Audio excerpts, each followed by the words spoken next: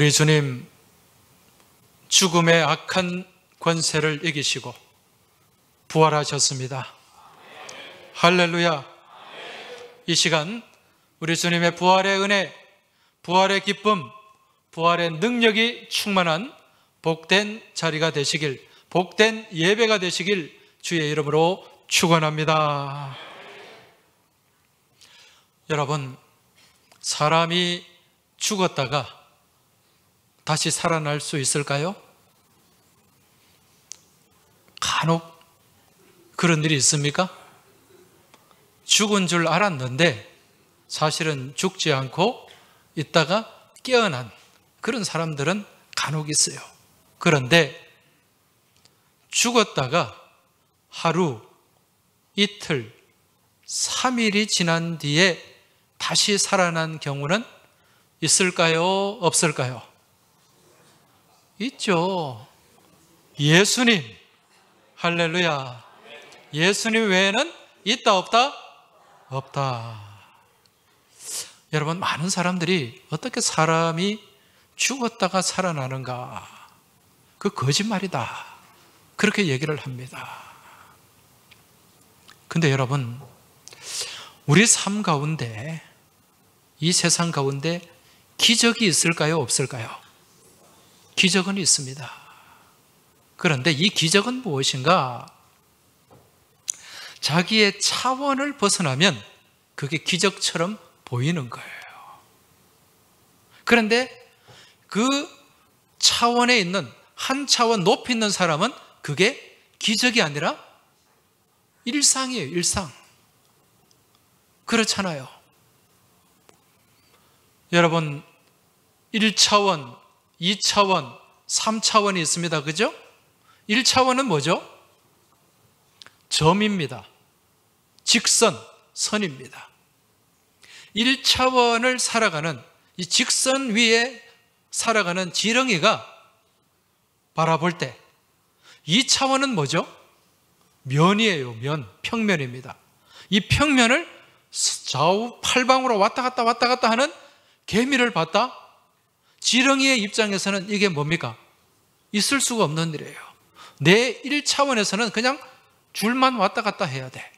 근데 이 개미는 사방팔방 막 면을 돌아다니고 있어요. 1차원의 시각에서 2차원을 바라보면 무엇이다? 기적이죠. 기적입니다. 그런데 이 면을 왔다 갔다 하는 개미가, 얘는 이게 다인 줄 알고 있는데 어느 날 갑자기 공중으로 팔짝팔짝 뛰는 메뚜기를 봤어요. 이게 눈이 휘둥그레지죠. 개미의 입장에서는 이게 있을 수 있는 일입니까? 있을 수 없는 일이에요. 이 차원에서는 면만 왔다 갔다 해야 돼. 그런데 공중에 그냥 뛰어다닌단 말이에요. 날아다닌단 말이에요. 이건 있을 수 없는 일이에요. 그러나 이 입체 3차원에 살고 있는 메뚜기의 입장에서는 이게 일도 아닌 거예요. 개미의 입장에서 볼 때는 기적이지만 메뚜기의 삶에서는 일도 아닌 일상이라는 거예요. 여러분, 우리는 지금 몇 차원에 살고 있습니까? 3차원에 살고 있어요. 3차원에 살고 있는 사람은 자기 스스로 생명을 어떻게 할 수가 없어요. 생명을 창조할 수도 없고 또 그 생명, 없어진 생명을 다시 되살릴 수도 없어요. 이건 2차원 안에 갇혀 있는 거예요. 그런데 우리 하나님은 어떤 분입니까? 우리의 차원을 벗어나는 분이죠. 우리의 차원을 초월하는 분이죠. 그러니까 하나님의 차원에서 바라볼 때 죽은 사람을 다시 살리는 것, 이것은 일도 아닌 거예요. 아무 일도 아닙니다. 여러분, 우리가 볼 때 부활은 있을 수가 없는 일이고 어떻게 죽은 사람이 다시 살아나느냐, 그렇게 얘기하지만 모든 우주 만물을 창조하시고 만물을 다스리시고 또 그 우주 만물의 알파와 오메가가 되시는 우리 하나님의 시각에서, 우리 하나님의 그 입장에서는 여러분, 다시 살아나는 것, 죽은 생명이 다시 일어나는 것, 아무것도 아닌 일상인 줄 믿으시기 바랍니다. 그래서 우리가 하나님 안에 살아가면, 하나님을 믿는 그 믿음 안에 살아가면 우리 삶 가운데 기적같이 보이는 일들이 일상이 되고 상식이 될 줄 믿습니다. 이게 믿음이에요. 여러분, 주님은 살아나셨어요. 죽음의 세력을 이기시고 살아나셨습니다. 이것은 팩트입니다. 그런데 예수님이 부활하셨을 때 많은 사람들이, 예수님을 대적하는 사람들이 굉장히 당황을 했겠죠. 그래서 이 부활을 감추기 위해서, 사람들이 이 부활을 믿지 못하게 만들기 위해서 어떤 소문을 퍼뜨렸는가? 예수는 죽었다가 부활한 것이 아니라 사실은 십자가에 달려서 잠시 기절했는데 다시 깨어난 것이다. 그렇게 거짓 소문을 퍼뜨렸어요. 이게 소위 말하는 기절설입니다. 기절설. 예수님이 죽지 않고 무엇했다? 기절했다가 깨어났다. 근데 여러분, 이게 맞는 말입니까? 조그만 성경을 알고 성경을 읽는 사람은 이게 거짓말이라는 걸 알 수가 있어요. 여러분, 예수님 십자가 달리셔서 허리에, 옆구리에 무엇에 찔리셨습니까? 창에 찔리셨어요. 그 높은 데 십자가에 달려서 창에 찔리니까 그 몸속에 있는 피와 그 물이 다 쏟아졌어요. 마지막 한 방울까지 다 흘리셨어요. 근데 사람이 살 수 있을까요? 살 수 없죠. 그리고 설사 그 피로 인해서 예수님이 그렇게 쏟고도 기절을 하셨다? 그런데 여러분, 그 예수님 돌아가시고 난 뒤에 무덤에 안치가 되었죠. 그 무덤의 입구에 무엇으로 막아놓았습니까? 큰 돌로 막아놨어요. 그 돌은 건강한 남자 너댓 명이 밀어도 옮기기 힘든 그러한 큰 돌이었습니다. 근데 그 십자가에 달려서 완전히 진이 빠진 예수님이 기절해서 깨어났다 손 치더라도 어떻게 그 돌을 옮기고 무덤을 나올 수 있냐는 것입니다. 이게 거짓말이라는 거예요. 근데 많은 예수님을 대적하는 사람들은 이러한 거짓 소문을 만들어서 퍼뜨렸어요. 이 기절설뿐만 아니라 또 어떤 사람들은 어떤 얘기를 하는가? 예수님의 시신을 누가 훔쳐갔다. 무덤에 안치된 그 시신을 밤에 몰래 훔쳐가서 시신이 없어지니까 예수가 부활했다. 그렇게 얘기를 했다는 거예요. 이게 소위 시체 도난설입니다.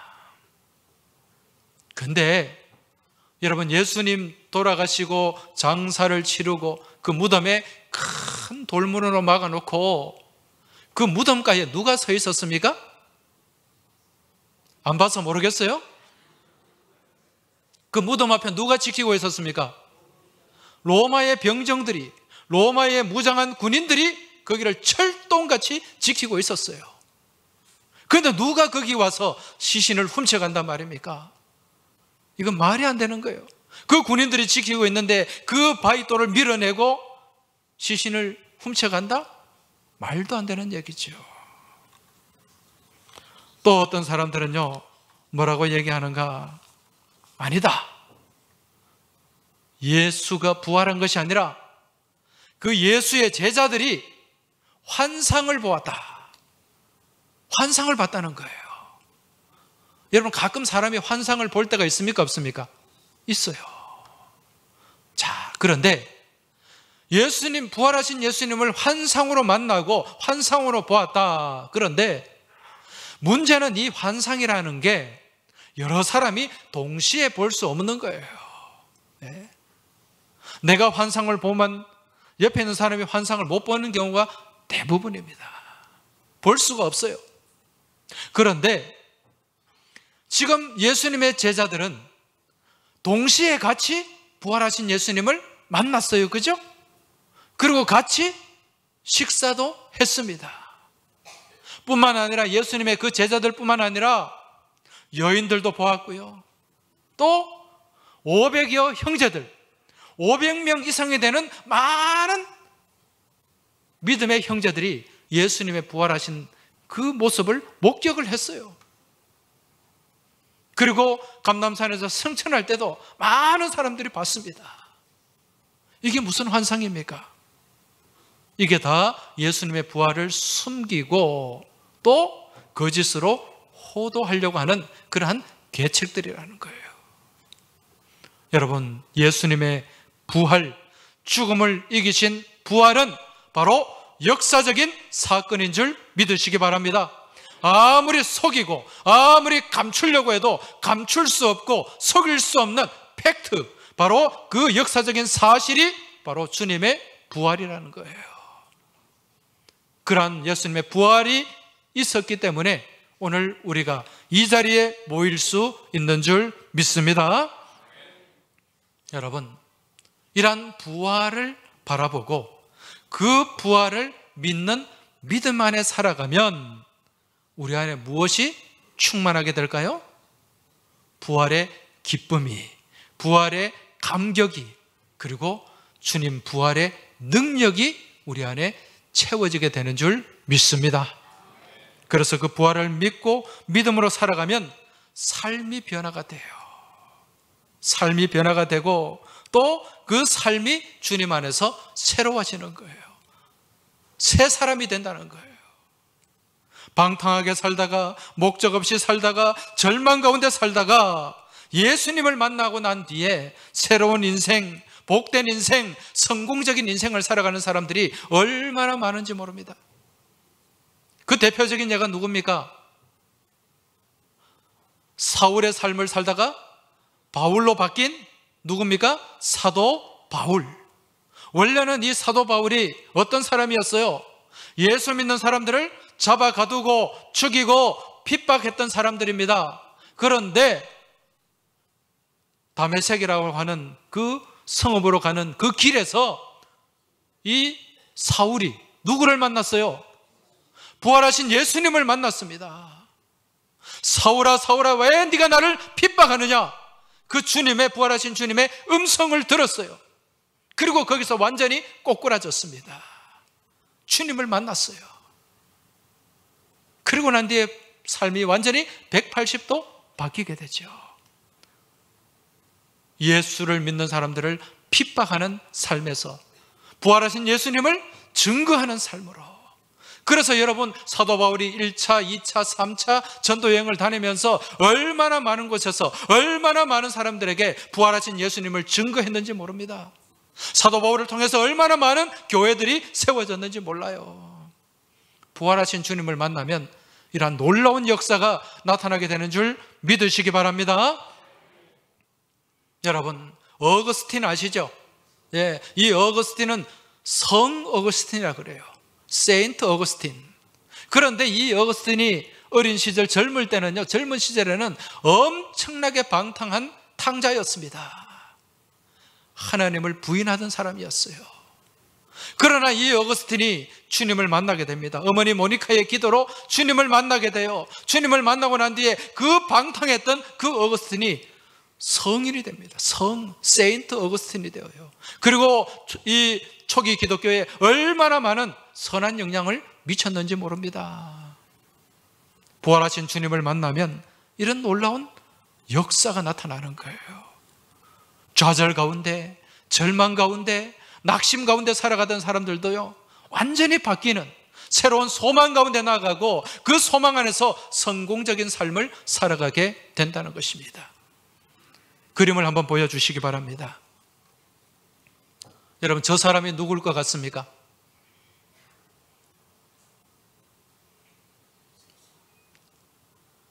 한번 추측이라도 해보시기 바랍니다. 누구일 것 같아요? 예, 누구라고요?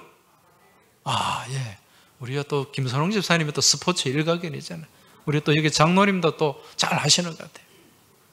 저 사람이 누구인고 하니 맨발의 마라토너, 예, 아베베 비킬라라고 하는 사람입니다. 아베베 비킬라. 어디 나라 사람이죠? 이디오피아 사람이죠. 지금 저 발을 보세요. 운동화를 신었습니까? 맨발입니까? 맨발이죠. 이 아베베 비킬라가 올림픽 마라톤 2관왕을 했어요. 1960년 로마 올림픽에서, 그리고 1964년 도쿄 올림픽에서 2관왕을 했는데, 1960년 로마 올림픽에 나갈 때 너무 가난해가지고 운동화가 다 떨어졌는데 마라톤 운동화 살 돈이 없는 거예요.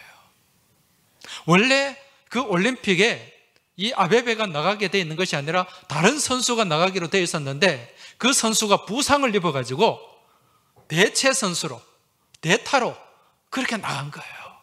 그래 갑자기 나가는데 뭐 운동화가 있습니까? 또 에티오피아가 얼마나 가난한 나라입니까? 그러니까 운동화 떨어져서 못 신으니까 맨발로 뛰어가지고 우승을 한 거예요. 여러분, 이 아베베가요 1950년에 우리나라에 왔어요. 50년에 우리나라 어떤 일이 있었습니까? 6.25 전쟁. 그때 에티오피아 군대가 왔습니까? 안 왔습니까? 참전했죠. 그때 참전한 사람이에요. 우리나라로서는 얼마나 고마운 사람인지 모릅니다. 그런데 여러분, 이 아베베가, 우리는 이 아베베 생각하면 맨발의 마라토너, 올림픽 2관왕, 마라톤 2관왕, 이것만 생각하는데요. 이 아베베는 굉장히 독실한 크리스찬이었습니다. 네, 굉장히 믿음이 좋은 사람이었어요. 그런데 이 올림픽에서 2관왕을 하고 난 뒤에 세계적인 유명세를 타고 있었는데 갑자기 엄청난 고난이 닥쳐왔어요. 그게 무엇인가? 자기가 차량을 운전하고, 그 독일제 폭스바겐, 그걸 운전하고 가다가 갑자기 길에 어린아이가 나타나서 그걸 피하려고 운전대를 돌리다가 차량이 전복되었어요. 뒤집어졌어요. 그리고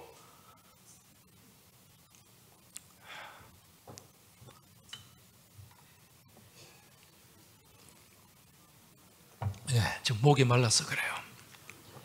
차량이 뒤집어져 가지고 목뼈가 부러졌어요.